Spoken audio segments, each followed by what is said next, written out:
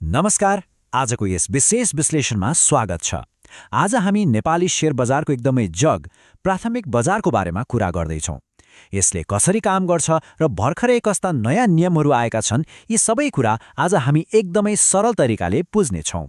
ल आउनुहोस्, धेरै ढिला नगरी सिधै सुरु गरौँ। अब सोच्नुहोस् त, एउटा लगानीकर्ताको यात्रा वास्तवमा सुरु चाहिँ कहाँबाट हुन्छ? कुनै पनि कम्पनीको शेयर नेप्सेको ट्रेडिङ फ्लोरमा पुग्नुभन्दा अघि त्यसको जन्म कहाँ हुन्छ? यसको एकदमै सिधा जवाफ हो प्राथमिक बजार। सुन्दा अलि प्राविधिक लाग्न सक्छ, तर यो भनेको वित्तीय संसारको फर्स्ट ह्यान्ड बजार मात्रै हो। यहाँ नयाँ शेयरहरू पहिलो पटक बन्छन् र कम्पनीबाट सिधै तपाईँ हामी जस्ता लगानीकर्ताको हातमा आउँछन्। एक हिसाबले भन्ने हो भने यो शेयर बजारको मुहान नै हो।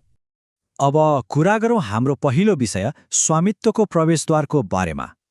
नेपालको शेयर बजारमा यो 100 भन्ने अङ्कको एकदमै ठूलो जादु छ।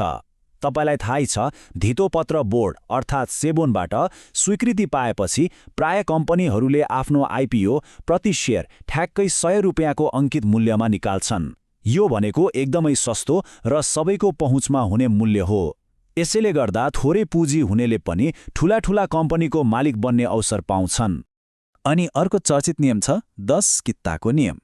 नेपालमा आइपिओ भर्नेको संख्या यति धेरै हुन्छ कि सबैलाई पुर्याउने गाह्रो हुन्छ।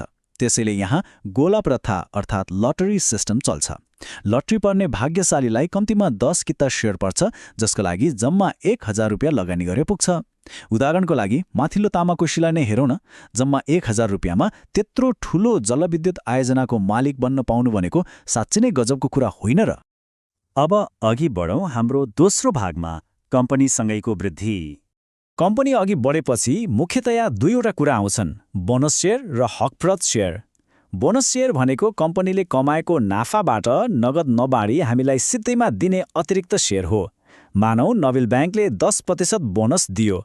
अब तपाईसँग 100 किता छ भने थप 10 किता त यत्तिकै सिधैमा खातामा आउने भयो। अर्कोतिर छ हकप्रद शेयर। कम्पनीलाई व्यापार बढाउन थप पैसा चाहियो भने उसले आफ्ना पुराना शेयरधनीलाई फेरि शेयर दिन्छ। दोस्रो बजारमा त्यसको भाउ 300 वा 500 नै किन नहोस्, तपाईँले चाहिँ सामान्यतया त्यही 100 रुपियाँमै किन्न पाउनुहुन्छ। यो पनि लगानीकर्ताको लागि एउटा दामी अवसर हो। अब लागौँ तेस्रो विषयतर्फ, फन्ड र केही सुरक्षित विकल्पहरू। शेयर बजारको उतार चढावबाट अलि परै बस्न चाहनेहरूका लागि म्युचुअल फन्डहरू निकै राम्रो विकल्प हुन्। यी मुख्यतया दुई थरी हुन्छन्। पहिलो, बन्दमुखी फन्ड। यिनीहरूको म्याद तोकिएको हुन्छ, जस्तै 7 वर्ष वा 10 वर्ष। अनि यसको कारोबार नियमित शेयर जस्तै नेप्सेमै हुन्छ, जस्तै सिद्धार्थ इक्विटी फन्ड। दोस्रो भनेको खुलामुखी फन्ड। यसको कुनै तोकिएको म्याद हुँदैन, जस्तै एनआइबिएल सहभागिता फन्ड। यसको कारोबार नेप्सेमा हुँदैन, सिधै फन्ड म्यानेजर मार्फत त्यसको खुद सम्पत्ति मूल्य अर्थात् न्यावमा हुन्छ। यसमा प्रोफेसनलहरूले तपाईँको पैसा व्यवस्थापन गरिदिने हुनाले अलि ढुक्क हुन्छ। अब सुरक्षा नै सबै थोक हो भन्ने लाग्छ भने डिबेन्चर वा बन्डतिर जाँदा हुन्छ। यो भनेको हामीले ब्याङ्क वा कम्पनीलाई निश्चित समयको लागि दिएको ऋण हो। यसको फाइदा के भने कम्पनीले जतिसुकै नाफा वा घाटा गरोस्, तपाईँले ग्यारेन्टीका साथ तोकिएको ब्याज पाइरहनुहुन्छ। यसलाई कुपन रेट पनि भनिन्छ। शेयरभन्दा यो कैयौँ गुणा सुरक्षित हुन्छ। जस्तै 10% डिबेन्चर 2085 भन्नेको छ भने तपाईँले हरेक वर्ष 10% ब्याज त पक्का पाउनुहुन्छ नै, अनि 2085 सालमा आफ्नो सामा पनि फिर्ता पाउनुहुन्छ। ल, अहिलेसम्मका कुरालाई एकैछिन सरसर्ती बुझौँ। कुनमा कति जोखिम छ र के फाइदा छ त? हेर्नुहोस् त, आइपिओमा थोरै लगानीमा धेरै नाफा कमाउने सम्भावना हुन्छ, जोखिम पनि कम हुन्छ। बोनस शेयरले त झन् तपाईँको शेयर सङ्ख्या यतिकै बढाइदिन्छ। म्युचुअल फन्डमा अलिकति मध्यम जोखिम हुन्छ, तर प्रोफेसनलहरूले चलाउने भएर विविधीकरणको फाइदा मिल्छ। अनि डिबेन्चर भनेको चाहिँ एकदमै न्यून जोखिम भएको र निश्चित ब्याज आउने सुरक्षित बाटो हो। आफूलाई कति जोखिम लिन मन छ त्यही अनुसार लगानी गर्न यो कुराले पक्कै मद्दत गर्छ। अब जाउँ चौथो भागमा, बजारमा गरिएका नयाँ सुरक्षा व्यवस्था र सुधारहरू। पछिल्लो समय बजारमा निकै ठूला सुधारहरू भएका छन्। त्यसमध्ये एउटा हो डुएल आइएससिएन प्रणाली। सुन्दा गाह्रो लागे पनि यो एकदमै सिम्पल तर कडा सुरक्षा प्रणाली हो। पहिले के हुन्थ्यो भने सबै शेयर एउटै कोडमा हुन्थ्यो, तर अब सर्वसाधारणको शेयर र संस्थापक अर्थात् प्रोमोटरको शेयरलाई बेग्ला बेग्लै विद्युतीय कोड दिएको छ। यसले गर्दा प्रोमोटरले निश्चित समयसम्म बेच्न नपाउने सेयर अब झुकिएर पनि बजारमा बिक्री हुँदैन।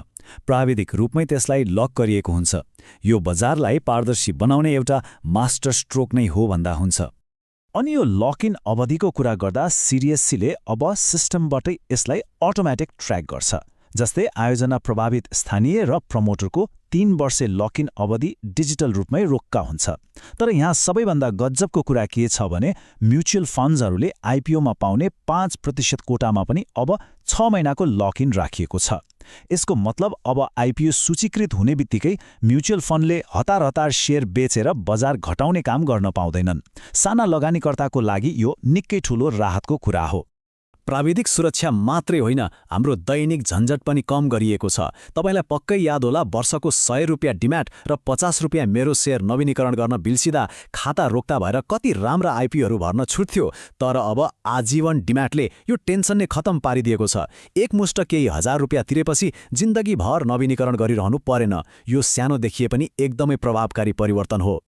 अब कुरा गरौँ आजको हाम्रो अन्तिम खण्ड, नयाँ कोटाहरू र मूल्य निर्धारणको बारेमा। तपाईले पक्कै सुन्नुभएको होला, अब आइपिओ आउँदा वैदेशिक रोजगारीमा गएका नेपालीहरूका लागि 10% रेमिटेन्स कोटा अनिवार्य गरिएको छ। बाँकी 90% मात्र सर्वसाधारण र अरूको लागि हुन्छ। यो कोटा पाउन औपचारिक ब्याङ्किङ च्यानलबाटै पैसा पठाएको हुनुपर्छ। हुन्डी जस्ता गैरकानुनी बाटो छोडेर वैधानिक च्यानलबाट पैसा पठाउन प्रोत्साहन गर्ने यो एकदमै उत्कृष्ट आइडिया हो। यसले विदेशमा पसिना बगाउने नेपालीलाई सिधै देशको अर्थतन्त्रसँग जोडेको छ। र अन्त्यमा शेयरको मूल्य निर्धारण गर्ने तरिका नै अब फेरिँदैछ। हामीले अघि कुरा गरेको सधैँ 100 रुपियाँमै शेयर आउने नियम अब बिस्तारै परिवर्तन हुँदैछ। विशेष गरी धेरै नाफा कमाउने ठूला उत्पादनमूलक कम्पनीहरू जस्तै रिलायन्स स्पिनिङ मिल्स वा सर्वोत्तम सिमेन्टले अब बुक बिल्डिङ विधि अपनाउन थालेका छन्। यो भनेको कम्पनीको वास्तविक हैसियत र संस्थागत लगानीकर्ताको माग अनुसार शेयरको मूल्य तोक्ने अन्तर्राष्ट्रिय अभ्यास हो। अनि यसरी तोकिएको मूल्यमा सर्वसाधारणलाई 10% छुट पनि दिइन्छ। यो समग्र विश्लेषणबाट हामीले के बुझ्यौं भने हाम्रो प्राथमिक बजार अब पहिले जस्तो छैन। यो निकै परिपक्व र प्रविधि मैत्री बन्दैछ। अब जाँदा जाँदै तपाईहरूलाई एउटा प्रश्न छोडेर जान चाहन्छु। जसरी बुक बिल्डिङ र नयाँ प्रविधिहरू हावी हुँदैछन्, के हामी सधैँ 100 रुपियाँमै शेयर पाइरहने युगको अन्त्यतिर पुगेका हौं त? यो कुराले पक्कै पनि हाम्रो पुँजी बजारको भविष्य निर्धारण गर्नेछ। यसबारे सोच्दै गर्नुहोला। आजको यस प्रस्तुतिमा हामीसँग जोडिनु भएकोमा तपाईहरू सबैलाई धेरै धेरै धन्यवाद।